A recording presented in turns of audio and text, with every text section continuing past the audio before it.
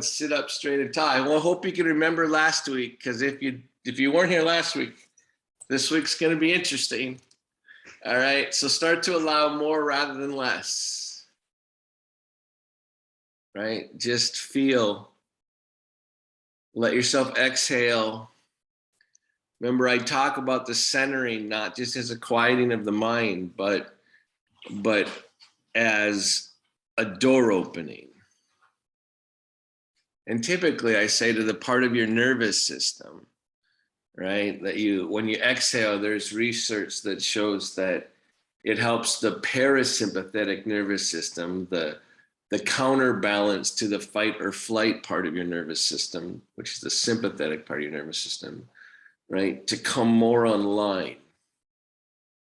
And so what you want is your ability to be calm and your ability to activate to be in better balance and cohesion, right? And this is one of the ways that people who've gone through trauma get off, is that the balance between the two is off. So you're just feeling that exhale, that landing sensation. So all those words I just said are just a Western way of saying there's another part of you here that senses, that lands, that's part of the whole.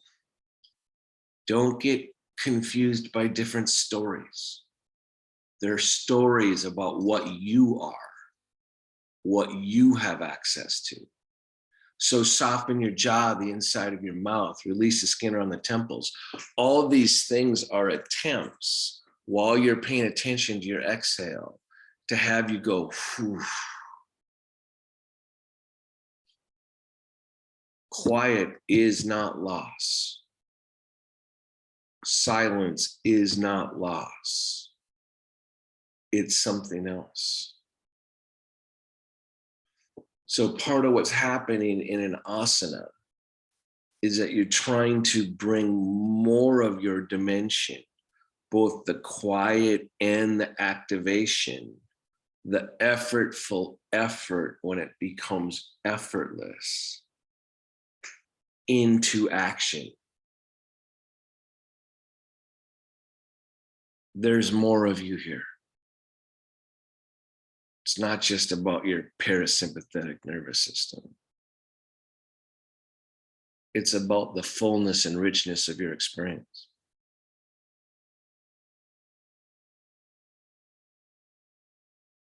So as you take that time to land, and maybe you start to hear the room you're in differently, you can kind of feel. That's why I ask you to locate yourself in the room, what's above you, what's below you, what's behind you, what's on the side of you, in front of you. You're in balance, in the spaciousness of existence. And I mean that literally, not just as an idea. It's a realization that the yogis are trying to pass down. Can you take this part of you and bring structure and effort to it? Join it with effort. So start to feel your feet, your sitting bones hit down, start to rise up. There's a simultaneous rising and falling. We are not just falling. That's part of why we stood up in evolution. Part of us is rising. Part of us is falling. It's both. And there's a balance between the two. So the down balanced with the up. The effort balanced with the surrender of the jaw and the inside of the mouth and the skin on your face. The inward of knowing where your sitting bones are and your inner heels are. The activation of the down to support the rise. There's an amazing balance here. And in order for you to fully realize it, there is some effort.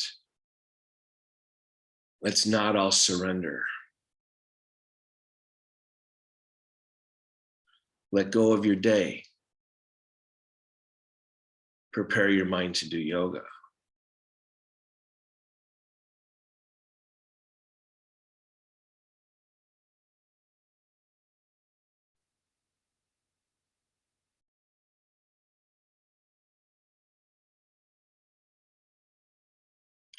When your mind starts to wane, starts to dissolve, repose,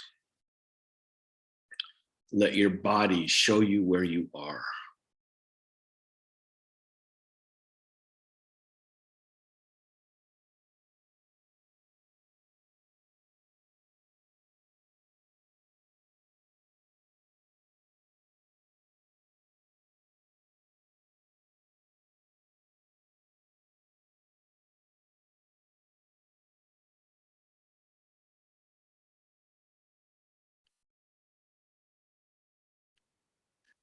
Ever so slightly, take the outsides of your corners of your mouth and bring them slightly up towards your ears.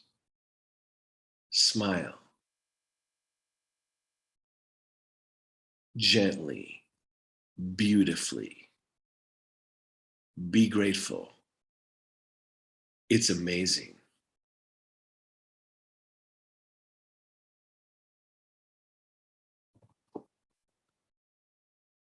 Good. And then release. Take your sternum a little bit more up. Take your chin down and over your sternum. Connect the two actions. Complete a circuit. Have slightly more structure. Feel your breath. Your rib cage has been there your entire life. It's been caressing your breath. It's been letting it nudge back and forth. It's been here the whole time.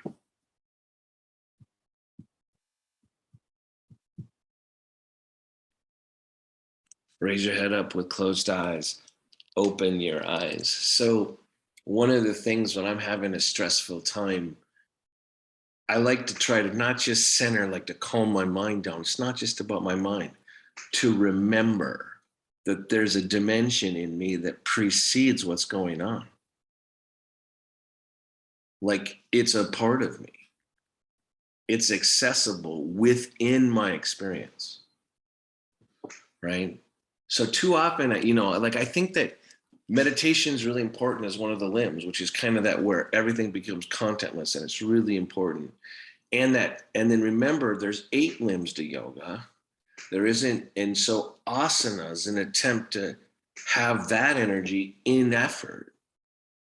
It's going to take focus. It's going to take all sorts of nonviolence. It's going to take contentment.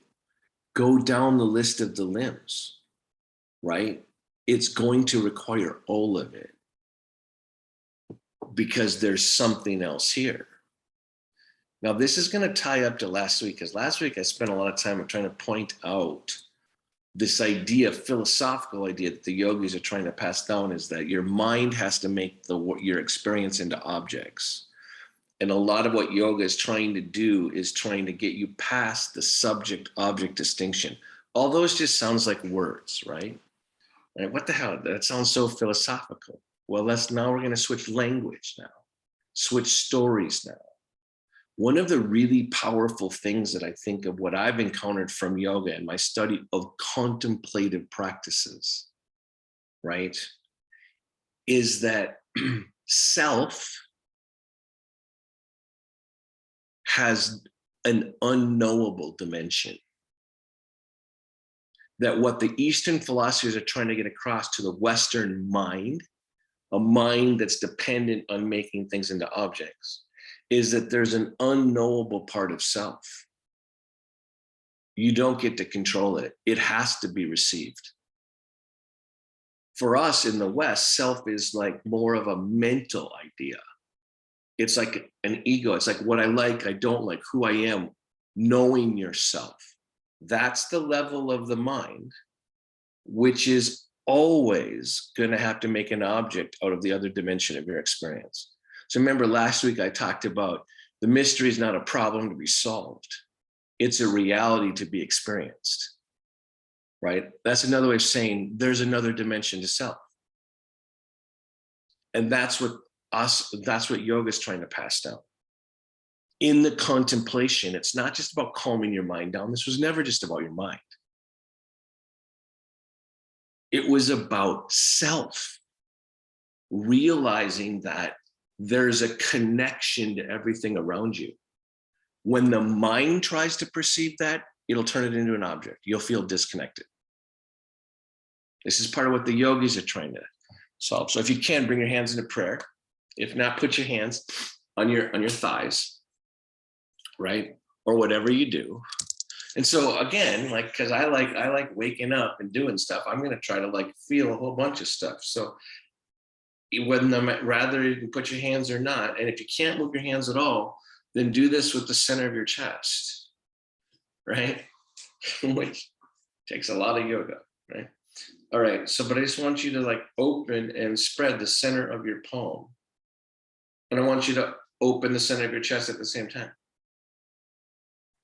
And I want you to hit down through your sitting bones and lift up and take the outside of your mouth slightly up towards your ears, right? Because there's a presence here and you get to receive it. Notice your breath into your rib cage that's never left you. And you exhale, drop your shoulder blades and get taller on the exhale. Expand on the inhale. As you inhale, notice there's a pressure change between your palms. When you exhale, there's a dropping and a launching into the world from your spine. Oh my God. Keep the inside of the mouth soft, keep focused, and feel what's actually happening. Your mind will be afraid of the unknowable dimension of self. So what's going to happen? So there's all these practices trying to help you feel the other, the part of you that doesn't exactly, you can't squeeze it. Good, and then release. Take your left hand up over your head. Exhale, revolve. So we're just going to twist. You can do it gentle. Do it in rhythm. Like make it all as unified right out of the gate as you can. Inhale, lift up. Exhale, revolve. Hit down with your sitting bones, down to your inner heels. Lift up under the collarbones. Inhale, exhale, revolve. You know all the instructions, right? And now at the end here, find where your sitting bones are. Find the space between your sitting bones and then open the space between your shoulder blades. Keep them connected. Balance your head over your neck. Feel your feet on the floor.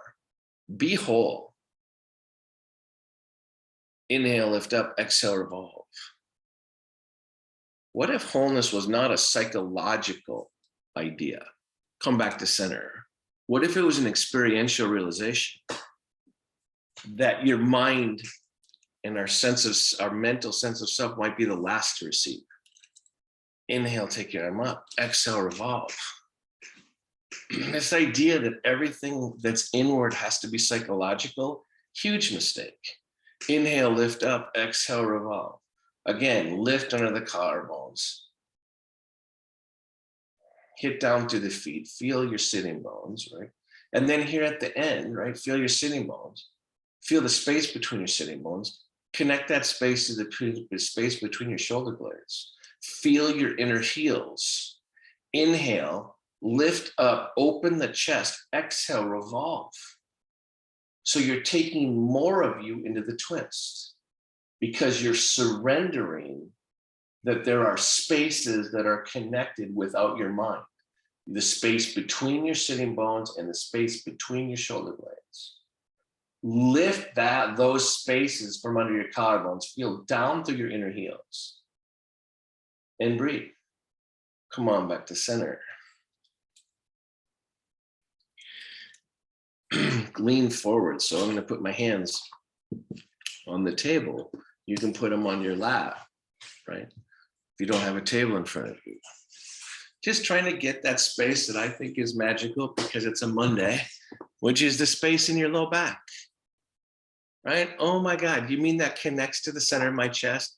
Yes, it does, right? And when I lift that up, when I actually engage, I start to feel, so when I start to lift up and engage, my arms naturally start to extend. I feel the underside of my arms. Why? Because I've done this 10,000 times. I know what the pose feels like. I become the pose that I've practiced. I'm going to pay attention to my inhalation. I'm going to, again, feel my shoulder blades drop as my chest and under the collarbones rise. I'm going to feel my sitting bones and make sure I'm feeling my feet. And you lucky people that can actually wiggle your toes, frickin' wiggle your toes. Extend them, open them, even if they don't move. I'm doing that right now. When I try to extend my toes, those of you that can physically do it, can you tell that your lower abdomen, very low abdomen engages? Yeah, mine too. What the hell? How could I, when I can't actually physically wiggle my toes, know that my low abdomen engages when I try to extend my toes? Ain't life grand? Feel your breath. Good, and then release. There are certain pivotal moments when that little instructions that like open my world wide open. And one time I was to take your arm over your head if you can, right? But I was laying on the ground. You take both arms if you can. I'm only gonna take one because I can't balance as well. And I'm laying on my back on the floor. And my yoga teacher says, stretch, palms facing forward now, says, even stretch your fingernails. And I'm like, what the hell? Stretch my fingernails? Try it. Try to move the action from your fingernails. And by the way, you can do this with your arms down if it's easier to take your arms down. Have your arms down, have them out to the side, right? And be conscious enough to go, wait, where's my center point? Where are my fingernails? I'm gonna stretch my fingernails. Watch what happens when you actually try to do that. My head splits wide open. I start to realize self, right? Go the other with the other arm. What? Who are these people telling me to stretch my fingernails? Who's been there before me? I'm so grateful for the company. Stretching my fingernails. And I got to be honest with you, I have a harder time stretching my toenails. And then down, like I can't get there as well as I can here. So if you're sitting there and can feel your toenails, I wish someone would tell me, how do you find your toenails and then stretch them? How do you find your fingernails for that matter? I'm going to work on it right now. You know what I'm going to do? Because I know somehow your upper body mirrors your lower body. I'm going to try to feel my fingernails and in my brain connected to where my toenails are. And I'm going to let my fingernails run surrogate for both my fingernails and my toenails. And I'm going to smile because I think I can kind of feel it. And I'm going to breathe. It's like, wait a minute. There might be connections in my nervous system of which I had no idea. They might not all be the same. Keep breathing. Good, and then release. So that unknowable part of self that I think is being passed on from Eastern traditions, it's built into our conceptual framework in the West. We call it like the unconscious. We just put it in terms of the brain, in terms of the mind. There's an unknowable part of you. Haven't you heard this story that you will never know, like for Freud, like you'll never know what's really driving you, whatever, right? There might be an ineffable part of you, right? But why put that all in terms of your mind? That's what the West does. They make mind be consciousness. It's not. There's way more to consciousness than your mind, right? But this idea that there's an unknowable part of you or less accessible part of you, correct. It's already in your conceptual framework. We just define it hubristically in terms of our minds in the West. It's not. So I'm going to sit here and again practice feeling the space in the center of my sternum. And I'm going to get there more from the backside between my shoulder blades. Because when I do it from the front side, my mind gets too engaged. But I have to be quiet enough to find the backside and activate the lift in my chest from the backside, more of me is engaged. Don't understand why, don't have to, but I'm just going to take some time. And then I remember this voice in my head. The yogis think that the seat of consciousness is right in the center of the chest, not in the emotional heart. Emotional heart's really good, but maybe there's something else here too. Good, and then release. And of course, I want you to lift up because I want you to lengthen that spine. One of my core realizations was this KISS thing. It's about your spine, stupid. You think it's about your arms and your legs. It's about your spine. So I'm going to rock back and forth and go, damn. And I'm going to let my spine coming forward reflect right down between my thighs, right down to my inner heels. Why do I say inner heels? So you stay grounded. Wait, all of me is moving here? Yeah, actually, yes. That's exactly what's happening. There's more of you here. And then lean over to one side, raise your chest like we've been doing, feel and just feel the stuff. For God's sakes, feel the stuff. There's more here. There always has been. What world have I been living in? And then come on back to center. The world that it centers only in my head and my mind does not know how to be connected to the trees outside my window. This to that empty space, to that tree, my mind can't bridge, right? So come forward, like it's my spine can though, right? And I don't get how. Come forward. And so I really want this extension and this lift, right? So we're starting to back bend here, but we're doing it more coming out of the earth. So you're forward, you have the downward energy. You have your feet on the pedals, you have your sitting bones, and you activate the center of your chest up. And then either, if this makes you dizzy, don't do it, but lift your chin and back of your neck from the center of your chest, and then release. Phew, boy, everything falls like a sack of potatoes when I actually roll and drop my chest. My relationship to gravity changes when my chest is collapsed or dropped. Up again. Activate. Feel the boundary of your torso. Connect it to your sitting bones and feet. Feel more full, more dynamic. It's not because of how far you're bending your back right now. It's that you're activating through your spine. And then release. Remember those crazy classes I taught where we did this activation and opened our mouths? I saw Jen, I saw you do this. I don't know if you're yawning or activating your mouth. I don't know. But now you made me think to do it, right? Activate the spine. Oh my God, thank God nobody's watching, except we are being recorded. And then release. You mean the inside of my mouth and my tongue is part of my spine? Yeah, have you noticed your tongue is literally at C1? Right? It's literally here. It is part of your spine, for God's sakes. It's crazy. Okay, I'm gonna come forward again. I'm gonna do the whole thing. I'm gonna concave my back.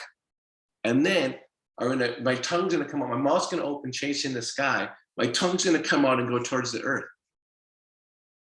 My eyes are gonna go up into the top of my head, chasing the sky, but from an inward direction. I'm gonna feel my sitting bones and my inner heels.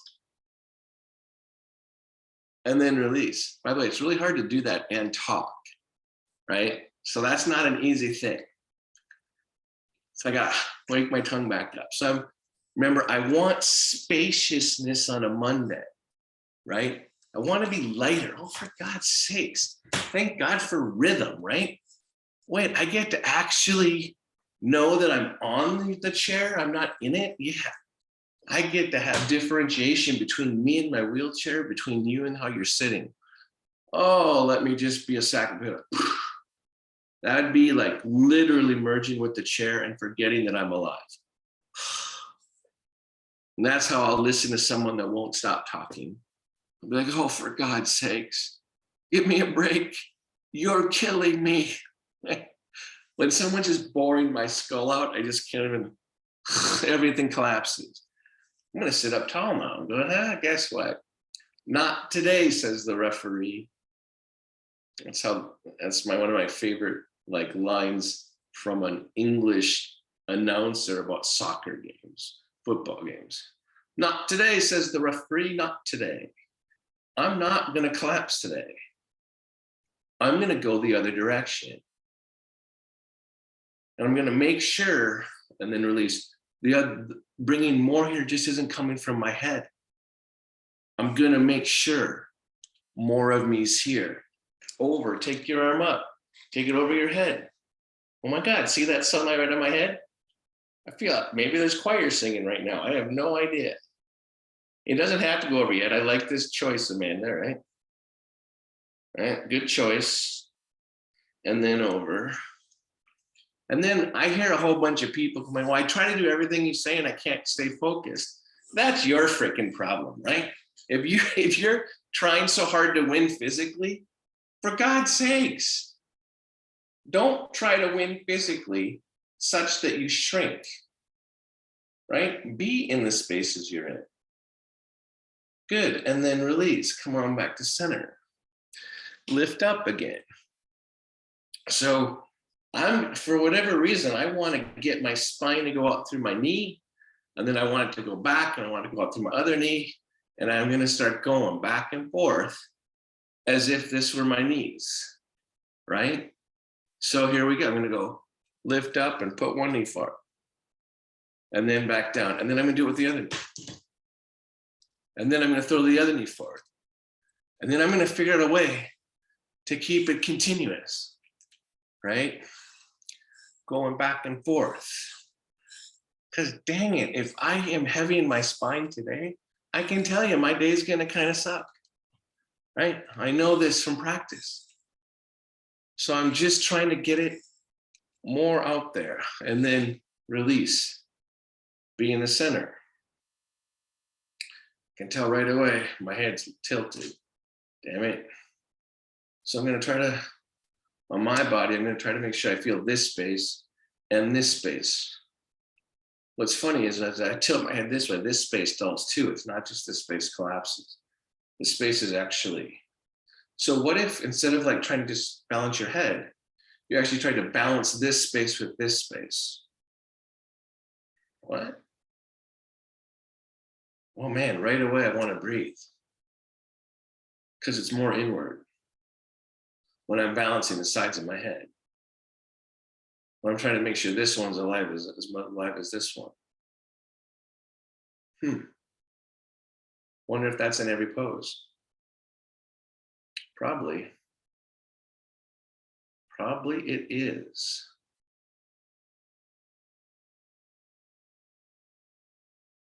So just take inventory. Where's your body? Where's the pulsing? Where's the...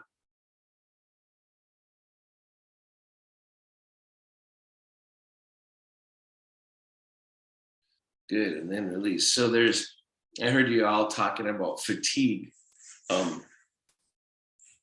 when I came on, and I think fatigue is interesting because when it's really extreme, it collapses things. Take your legs wide, right? But when it's kind of that kind of fatigue that's almost lovely, you're just tired, right? A lot of times that helps in that state. That helps me feel my subtle body. And I think of it like an octopus putting dye into water. That the sensation of fatigue is the dye into the water, right? Coloring it a little bit. So I'm just getting my legs wide to live in more space again. And I'm going to take some time here. I'm going to take inventory. I'm going to like feel this. I'm going to start rocking again because I'm going to know myself through movement, not just through contemplation, right? I want to know this is what asana is for.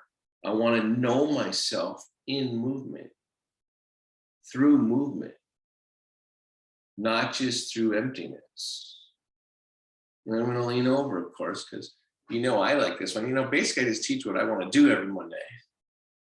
Hate to tell you, right? And I'm pushing down on my back hip. You know why? Because I know I want this space right here between my torso and my back hip. And I want to bring it to the center of my chest. And I want to lead it from the earth through my chest into the world. And I'm going to breathe. I'm going to let both sides of my rib cage be part of this pose. Good. And then release. So before we start taking more of the arms, right, I want to get the grounding of the pose. And I'm going the other way. And I'm wanting this launch out of my spine. Here's me. If I don't activate my chest, I can only use the outside of my outer body to try to do the pose. If I ground through my spine, here I come to life, right? Here I start to happen. My happening it's not how hard I push down here. It's that I distinguish my back hip from the base of my spine. I lift my chest. Now I want to make sure my rib cage, the inner circumference of my rib cage, is receiving. So my spine can go through the center. Good, and then release. You mean there's a center of everything? Yes.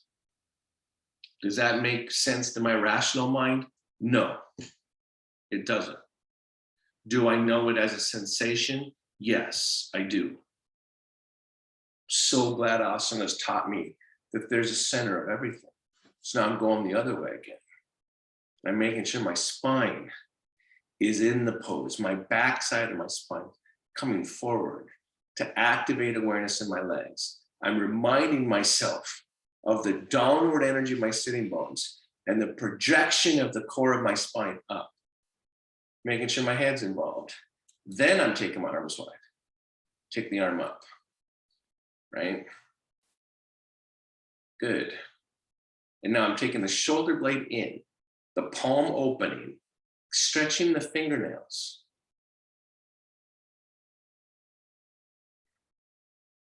Breathing. Good, and then release. Now, because people get frustrated with doing parts of poses, and I'm not in quite the right position, but I'm going to try to, I got too much crap over here. I've got all these books and notes. I'm preparing a whole bunch of lectures, by the way. So on this same, when I go this way, I'm going to put my hand here now too, right? So you might not have this, so don't worry if you just do it here. But now, because I want to take up even more space, I'm doing the same thing and I'm opening. As soon as I do that, wait, I can tell, wait, something's missing. Oh, my arm's not activated. Ooh, my elbow hurts. Ooh.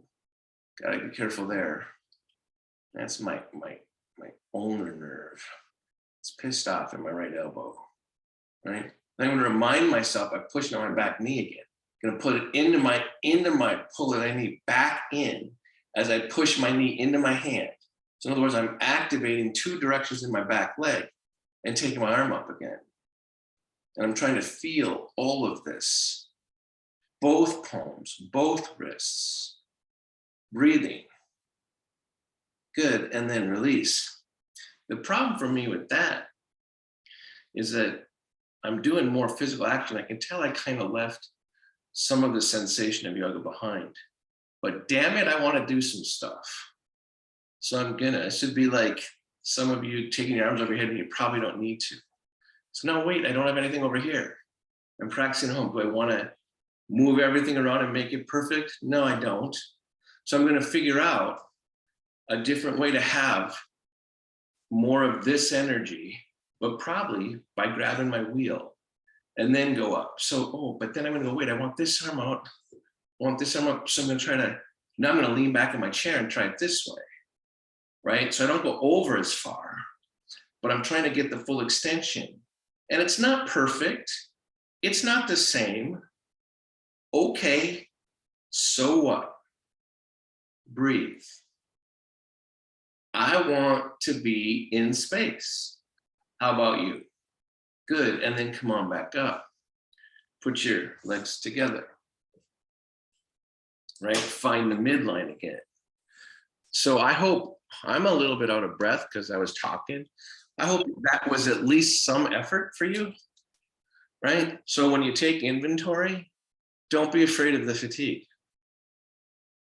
Breathe into it. Breathe into the flutter, ground it.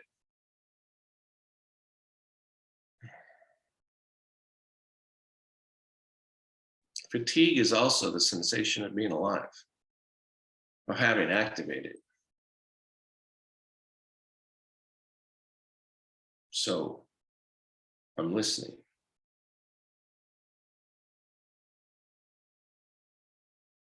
Good. So now I want some more Monday back bending happiness, right?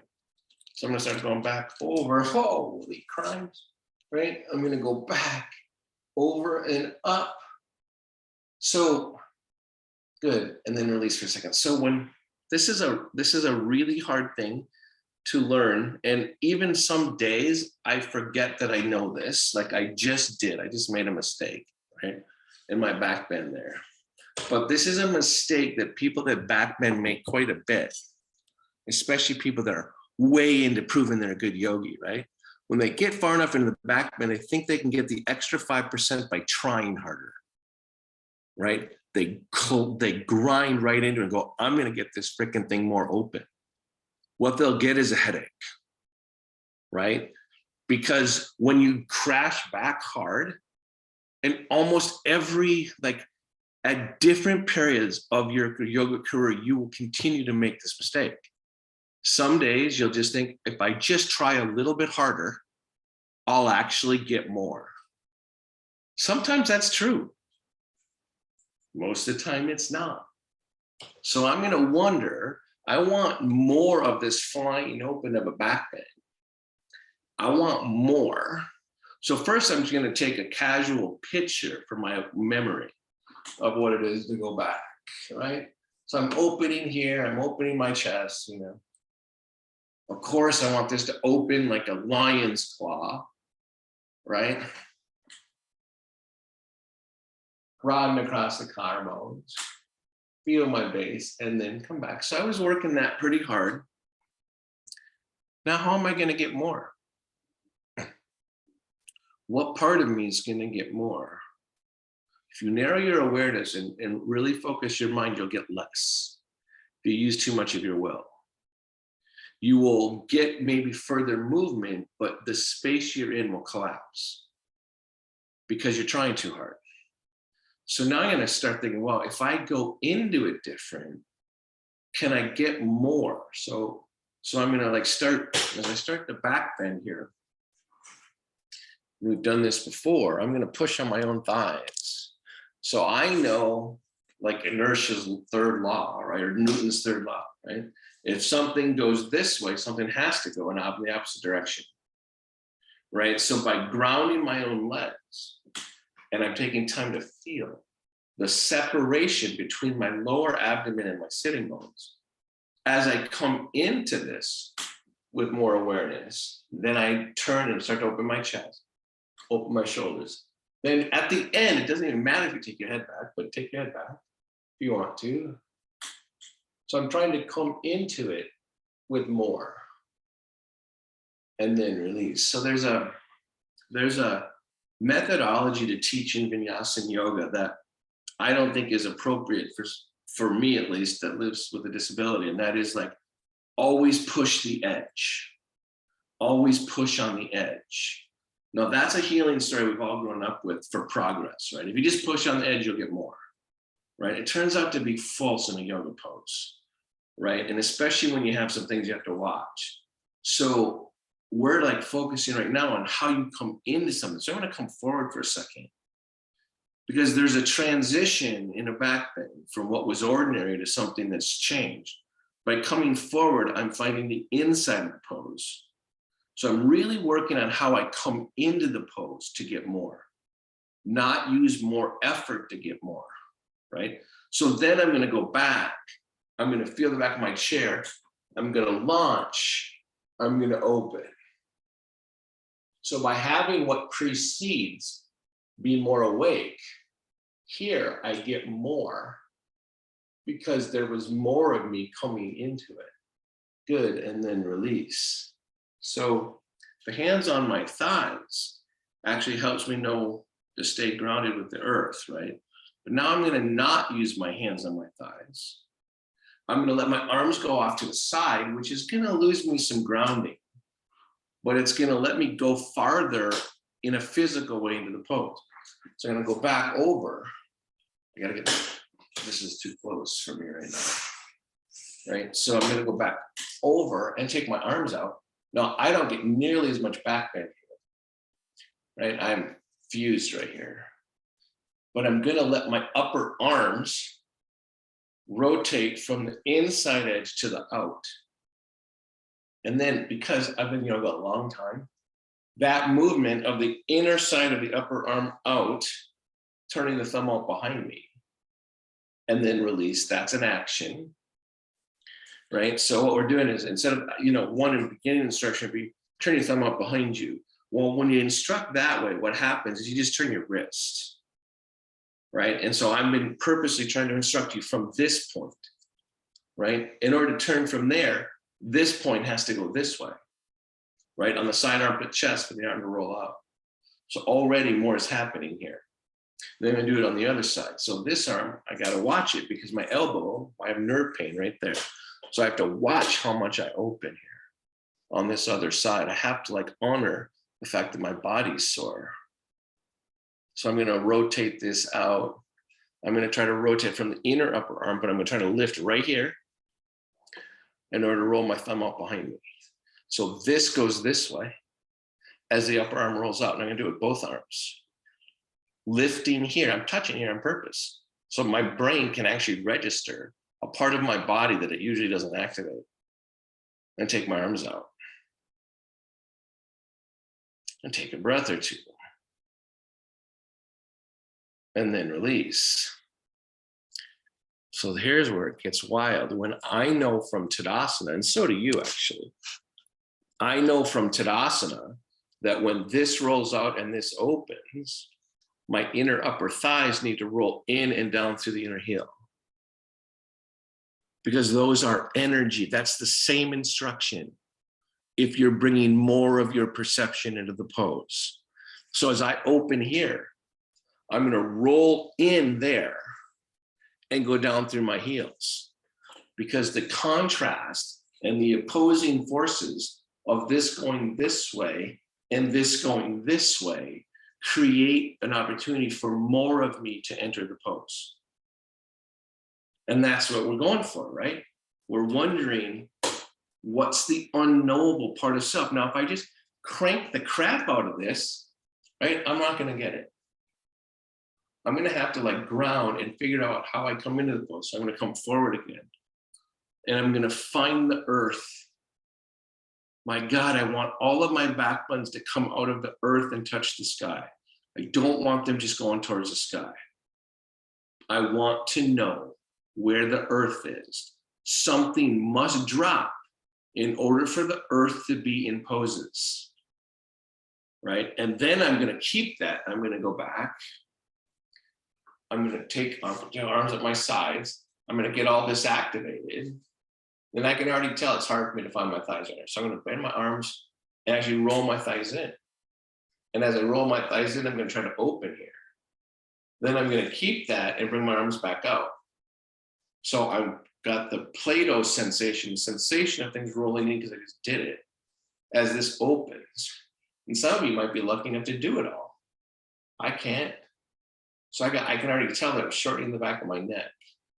So as I go back into the back bend, keep the energy moving back towards the earth as I open skyward with the chest.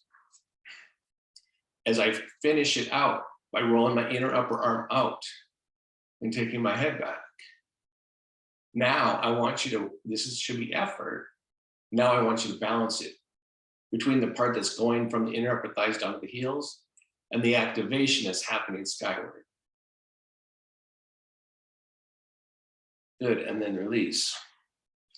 So for me, because I'm fused right here, that takes my breath away. I'm literally running into bone inflexibility in my upper spine, my upper back, right? So I'm going to take some time here because I just actually did that kind of hard because I was trying to impress you, right? I was actually trying to do it. So now I'm going to start watching this action. You see what my shoulders are doing? Well, like, wait, I want some flexibility back in my upper thoracic. So I'm concaving, convexing, I'm going back and forth, right? Oh, I like the rhythm part of this, right? It makes me feel like I'm better when there's a rhythm, right?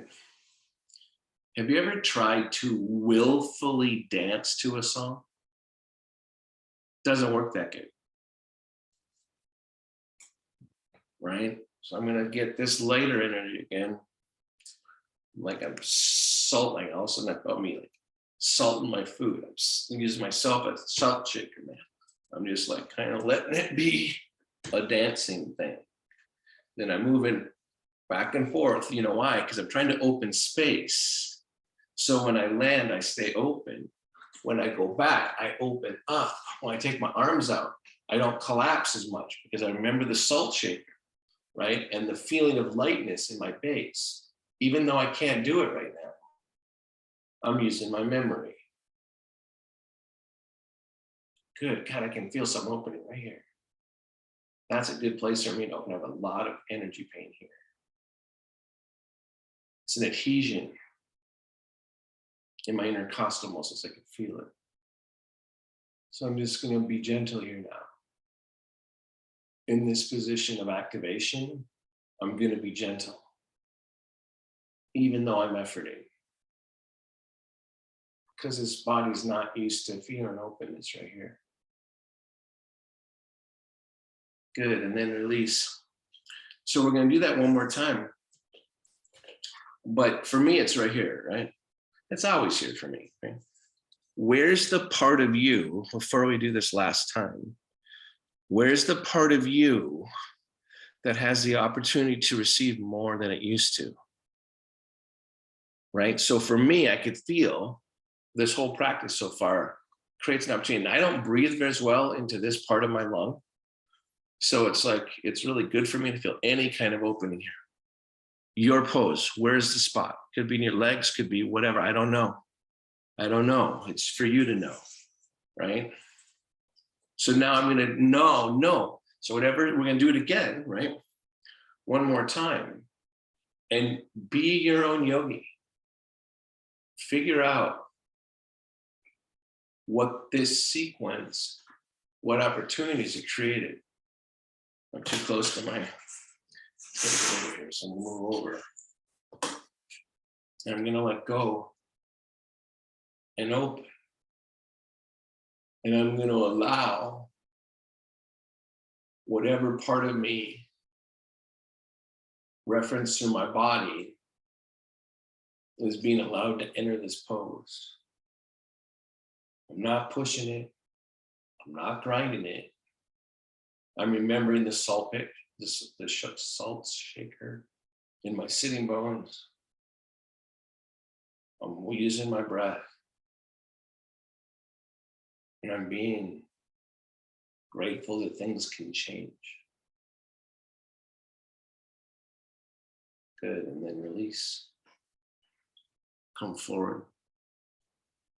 Now, your relationship to everything changes when you come forward. So forward bends are so different than back bends. I don't want you to do a big forward bend. I want you to find the grounding and then just lift your chest a little bit. This is like cobra pose. where you just would come up on your forearms. Right? I'm just going, oh, there it is. Then I'm going to turn. I'm just going to twist really, wobbling forward a little bit. I'm going to twist. I'm forward a little bit. And I'm just going to very lightly twist this open feeling. So I'm just going to like, and I'm grabbing here on my leg, right? So I can really feel and go slow in the twist. So I can undo part of the strain of the back bends, which are inevitable. You're going to strain your back bends. That's okay. There are other poses. So what part of me enters the pose that allows me to do the pose better? That allows sensation to teach my mind, not mind to teach sensation. Good, and then come on back to center. That's the hope of asana, right? Body sensation starts to teach the mind. I'm gonna come forward. I'm gonna start twisting here again, right? And I'm gonna try to feel. So one time I heard Beacon, I'm trying to find the right position in my arm back here. Your pose is gonna be different than mine. So I remember BK Sangar saying that twists are intuitive. They're felt. Okay, I'm gonna listen. I'm gonna feel my way into this twist. I'm gonna bring all of me. I'm gonna feel my breath. And then come on back to center. Be in the center. So I'm finding that lightness because so I'm moving around a little bit, but in a quieter, slower way because I want the lightness to be part of my shavasana. I don't want it just to be a sack of potatoes hitting the ground. I want the sack of potatoes that rest against my chair to levitate, not just collapse. So I'm finding some of that space now. So when I go more into Shavasana, I get to feel light. Plus, I'm revisiting the whole class right now, right? The whole class is being right in these movements right now, right? And then I come and practice some symmetry. So my symmetry can catch my fatigue. Give it a way to land. Let the structure tend to look out at one of my eyes more than the other. Ironically, my eye that's got worse vision is the one that's dominant. Damn it. So I'm going to try to look out of both eyes equally. Soften the inside of my mouth to feel that. Feel each sitting bone, each foot. Balance my head over my neck. I'm not in Shavasana yet. I'm putting up the structure to land more of me, more of my quiet to help me restore self-realization in asana. Good, and then release and do whatever you need to do to get slightly more connected to Shavasana. So I'm gonna lean back in my chair some more. God, the little things I do. What are the little things you do? More than symmetry. I don't want to be too attention to symmetry. I want to just receive as purely as I can. I want to receive the support of not holding up the world. As I do that, the skin on my face just goes,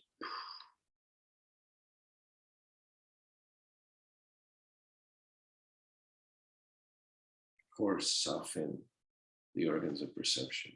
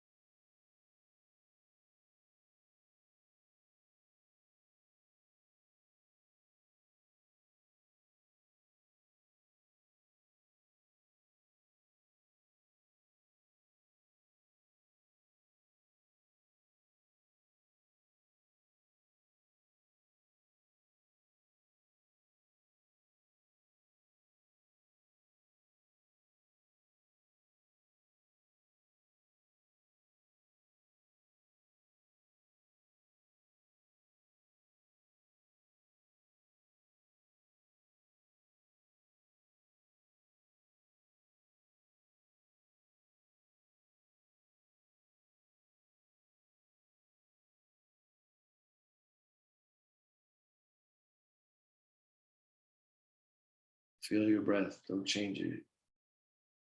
Feel your breath before you open your eyes.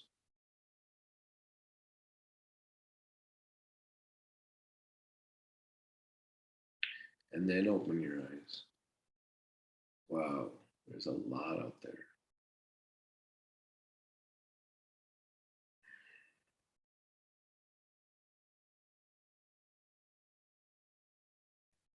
Start to bring yourself back. Slightly deeper inhalation, slightly longer exhalation.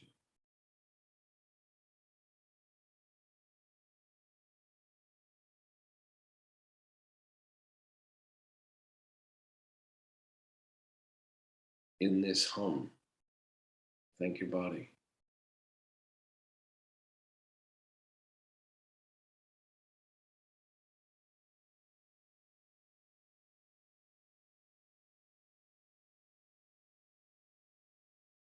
When you're ready, open your eyes and then close them again. And if you already open them, close them and open them again. I like coming back into where the rest of my week is going to happen.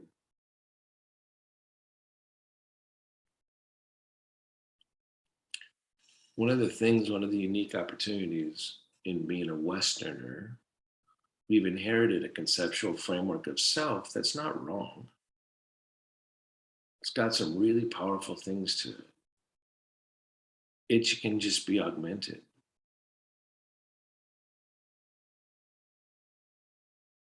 You and I are never going to know from inside to out. We don't have the right conceptual framework, cultural framework. But dang, I can start to trust that there's also a part of me, not my imagination, not my psychology, that's with me all the time. Some people activate this part of themselves by having faith. Not a bad way to do it, right? That's a good pacifier or device for an over anxious mind, right? But probably that energy is everywhere. All right, everybody, bring your hands together if you're ready. If you can't bring them together, smile, do it at the center of your chest. Namaste. Spirit in me bows to the spirit in you.